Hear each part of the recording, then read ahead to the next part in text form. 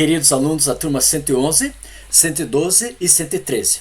Estamos iniciando uma nova semana, a semana do dia 13 a 17 de abril.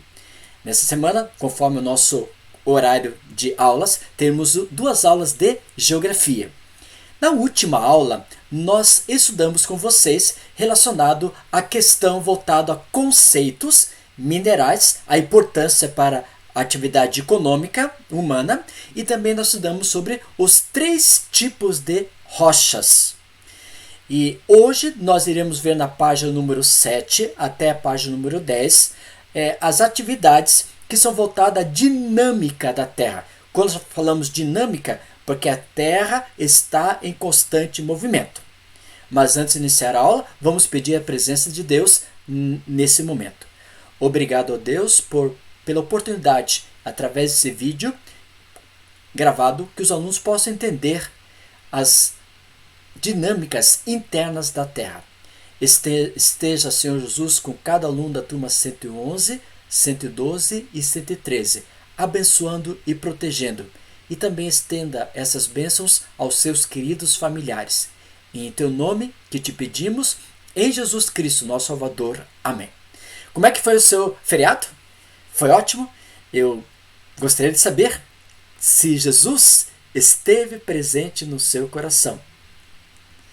E que você se cuide, fique em casa e entre sempre na plataforma Euclass para você realizar as suas atividades e assistir os vídeos que estão sendo gravados com muita alegria, com muita dedicação, com muito amor, especialmente para você, meu querido aluno da 111, 112 e 113.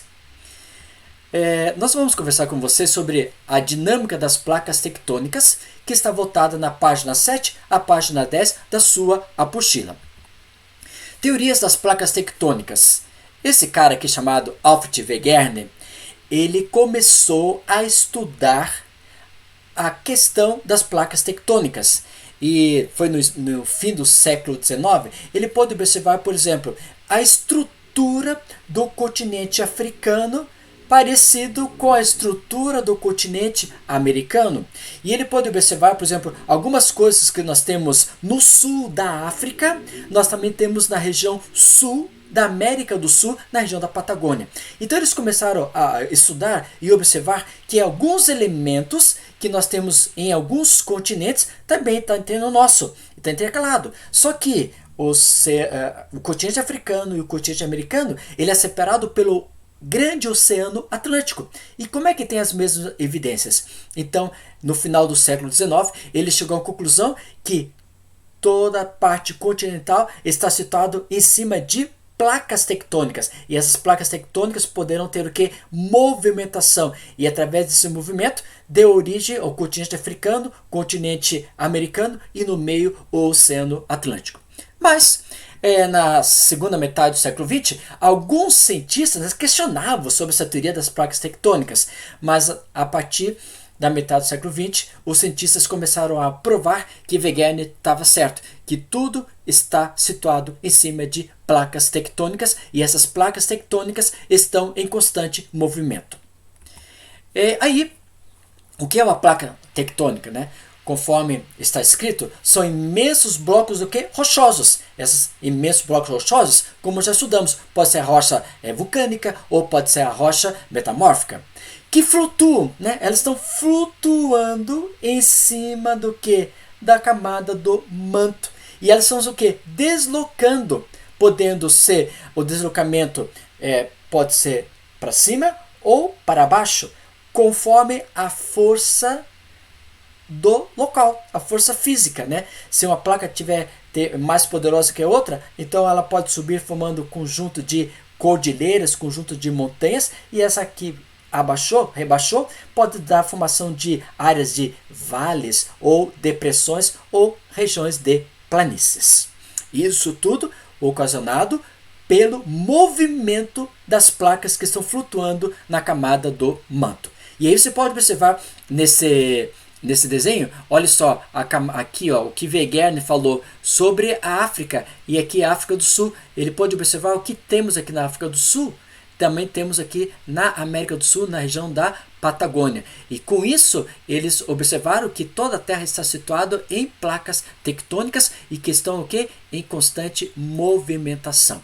E aí, nesse mapa, você pode observar no mapa mundi as placas tectônicas. E olha só quantas placas tectônicas nós temos. E essas placas estão em constante movimentação.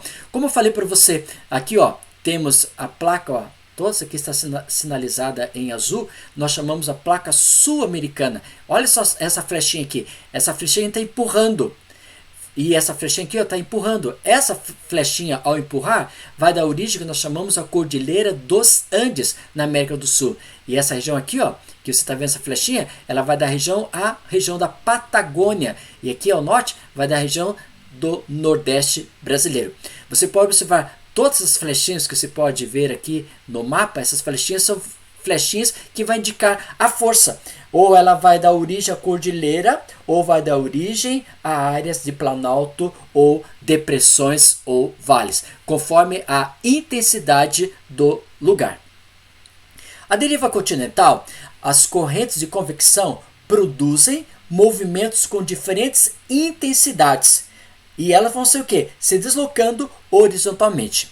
E esse deslocamento contínuo das placas, elas poderão formar, então, alguns movimentos, tais como o deslocamento contínuo das placas, que está em movimento constante. Estou repetindo outra vez essa mesma frase, só para você ver quais são os movimentos que vai ocorrer com esse deslocamento.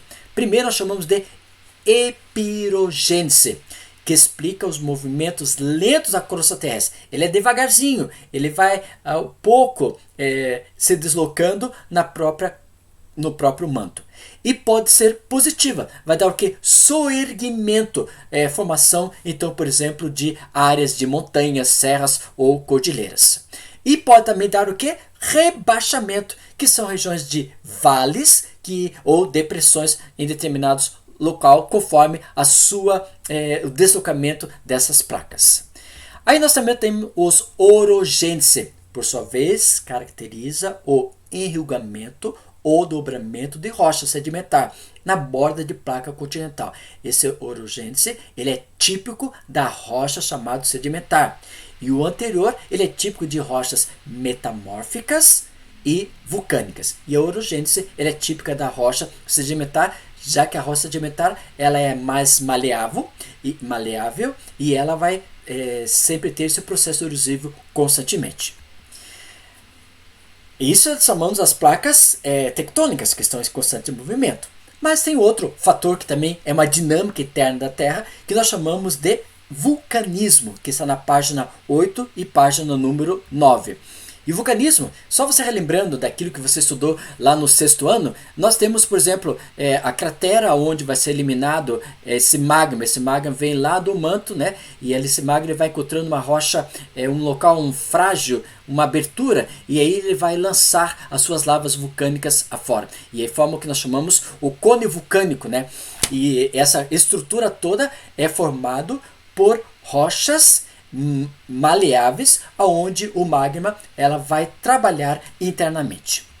Aí nós temos, eu só fiz um apanhado geral, porque o que eu quero para a questão de geografia, o mais importante, é que nós temos dois tipos de atividades vulcânicas. A primeira é chamada explosiva. Essa explosiva aqui é aquela que, ao você ler o texto ali, ela vai detonar toda a região. Isso nós podemos observar na América Central, nós podemos observar em Guatemala, podemos observar em Honduras, podemos observar em México, que ocorrem muitas essas atividades vulcânicas explosivas. Só que ela explodiu, ela acabou com tudo e não temos mais essa formação do próprio local. Agora, eu tenho a efusiva, né? A efusiva é aquela que é fraca, que é nula, ela lança o que chamamos aquelas lavas que vão descendo ao espaço. E muitas vezes essa efusiva ela vai dormir e depois quando dormir, entre aspas, né? Quando ela acordar, ela pode explodir totalmente uma região. E essa efusiva muitas vezes dá origem à formação de ilhas, que nós temos principalmente na região do Oceano Pacífico pela grande concentração de atividade vulcânica chamada efusiva. Agora, qual é a principal atividade econômica que nós podemos colocar relacionado à questão, por exemplo, sobre vulcão? nós podemos colocar setor do turismo, nós temos águas termais na região de Goiás, nós temos na região de Minas Gerais, temos aqui no sul do Brasil, em Santa Catarina. Podemos encontrar geotérmica, que é uma energia tipicamente voltada para obter a energia interna da Terra. Nós ainda não temos esse processo, esse é um processo muito mais voltado para a Islândia, no continente europeu. Agora nós temos atividade econômica das atividades vulcânicas, que através do NIF nós temos a terra roxa, e essa terra roxa ela é muito rica em nutrientes e proteínas, e ela vai ter o que? A formação de café e soja.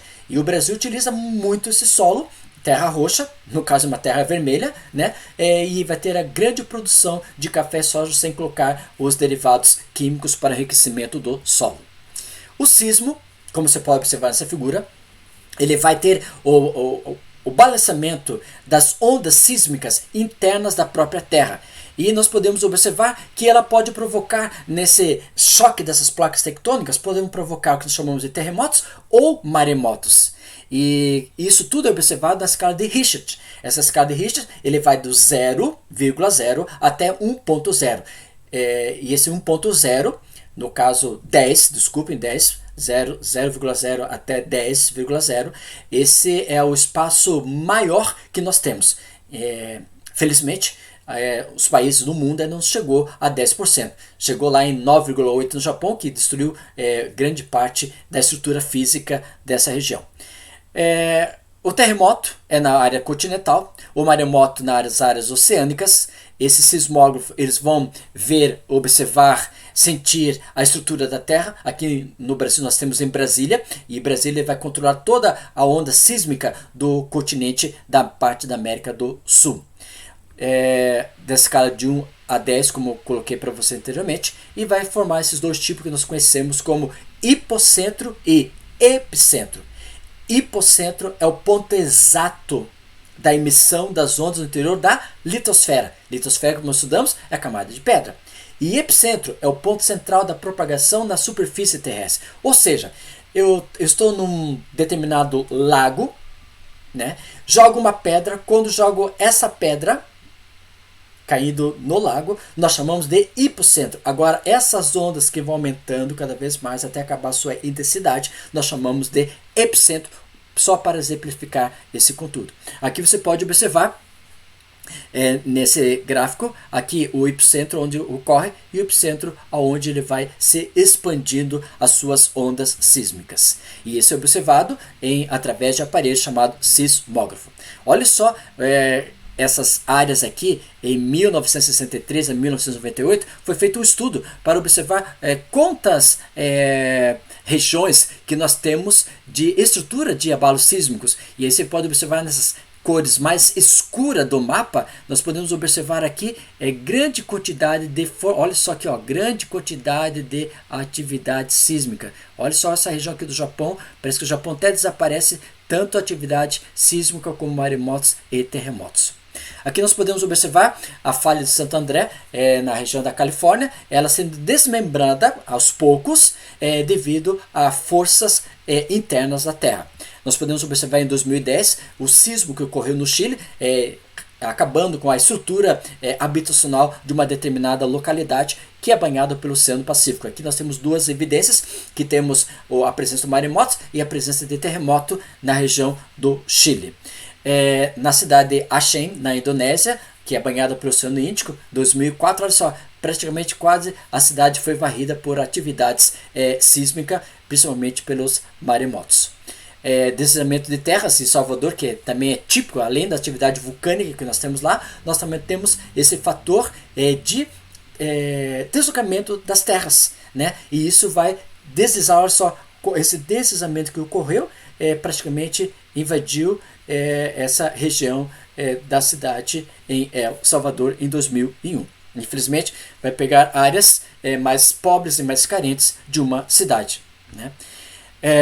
Isso aí, em linhas gerais, é o que nós chamamos a dinâmica interna da própria Terra. Quero pedir outra vez que você possa enviar para a plataforma Eclass as fotos das atividades que são pedidas. Você tem lá no seu Eclass as atividades que você pedida para realizar nesse período. Que Deus possa abençoar você e obrigado pela sua cooperação e a sua cooperação. Obrigado a Deus por mais essa aula. Que o Senhor possa estar presente com cada aluno da 111, 112 e 113, abençoando, protegendo e guiando, que eles possam ser abraçados por Ti. E estenda também essas bênçãos aos seus queridos familiares. Em Teu nome te pedimos, em Jesus Cristo, nosso Salvador. Amém. Obrigado, gente. Desculpa, a aula foi um pouco longa, mas esse assunto ele é bem delicado. Obrigado por tudo e que Deus dê uma semana feliz para você. Obrigado.